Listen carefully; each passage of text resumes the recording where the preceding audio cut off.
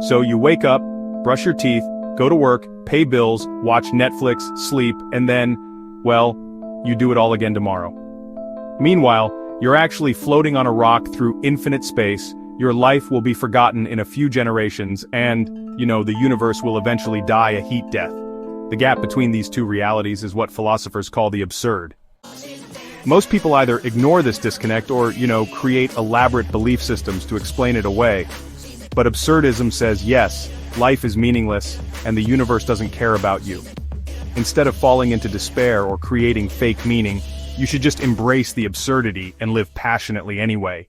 Today we're diving into absurdism, the philosophy that finds joy in meaninglessness and turns existential dread into rebellion.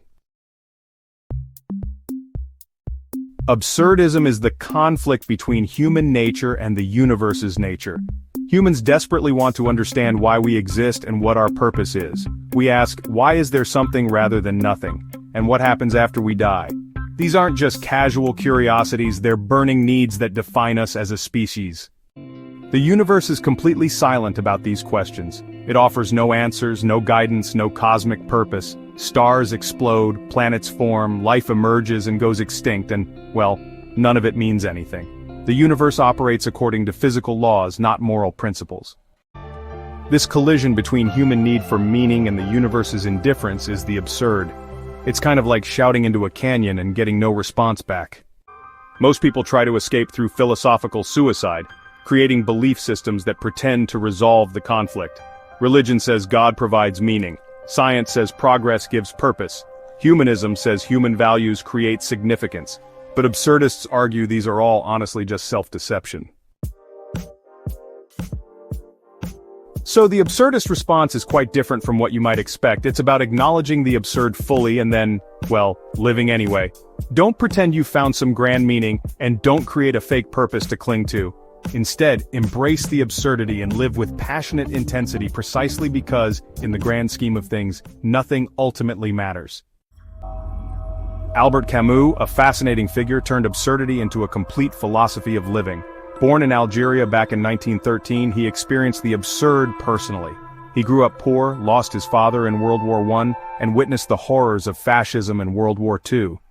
In his breakthrough work, The Myth of Sisyphus, Camus used the Greek myth of Sisyphus, who was condemned to push a boulder up a mountain for eternity, only to watch it roll back down again. This myth, you see, represents the human condition, an endless, apparently pointless struggle. But Camus' crucial insight really is that we must suppose Sisyphus is happy. When he walks back down to retrieve his boulder, Sisyphus is actually superior to his fate. He knows his task is meaningless but has chosen to embrace it anyway. His awareness, in a way, makes him free. Camus identified 3 consequences of recognizing the absurd. You realize your freedom. Nothing is predetermined. You accept your mortality. Death gives urgency and you embrace your passion. Live intensely because time is limited. He wrote novels like The Stranger and the Plague, showing absurdist characters in action.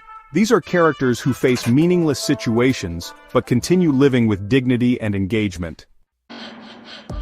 So Camus won the Nobel Prize back in 1957 for developing this philosophy of what he called lucid indifference. That means, seeing clearly that nothing actually matters while still remaining fully engaged with life. Absurdism, it actually offers some pretty practical approaches to modern problems.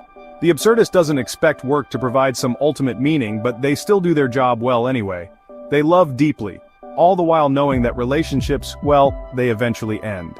And they see social media as this kind of meaningless performance, but hey, they might still participate without being fooled by it.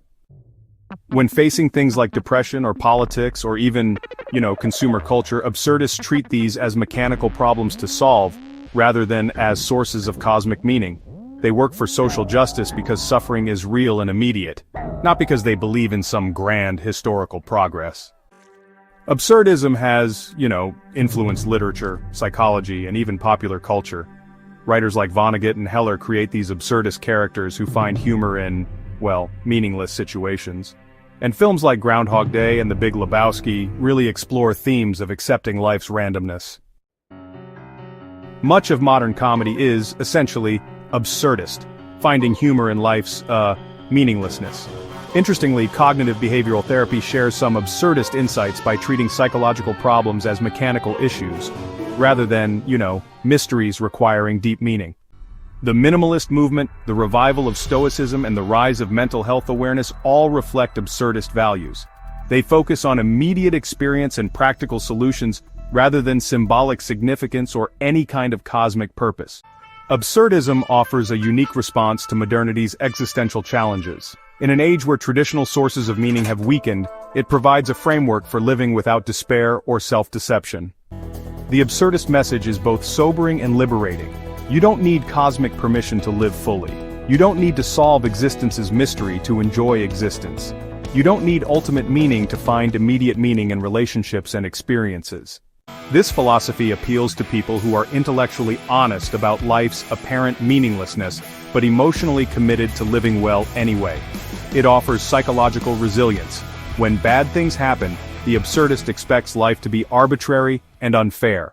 Every time you get up, work, love, create, or help others, even though you realize it's ultimately meaningless, you're actually revolting against absurdity. This rebellion, it's not rational, it's a passionate, irrational commitment to life, even with all its absurdity. Critics argue absurdism is just nihilism with better marketing. But absurdists say this kind of misses the point. You don't need to choose between honesty and happiness. You can, acknowledge life's meaninglessness while still finding joy, love, and beauty. Camus wrote, "There is but one truly serious philosophical problem, and that is suicide. Judging whether life is worth living amounts to answering the fundamental question of philosophy.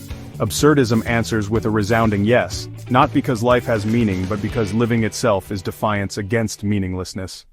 If you're interested in exploring more philosophical approaches to life's big questions, make sure to subscribe. Understanding different perspectives really helps you develop your own framework for living well in an uncertain world. Hit that subscribe button, because embracing life's absurdity might actually be the most rational response to an irrational universe. And hey, there's always more wisdom to discover.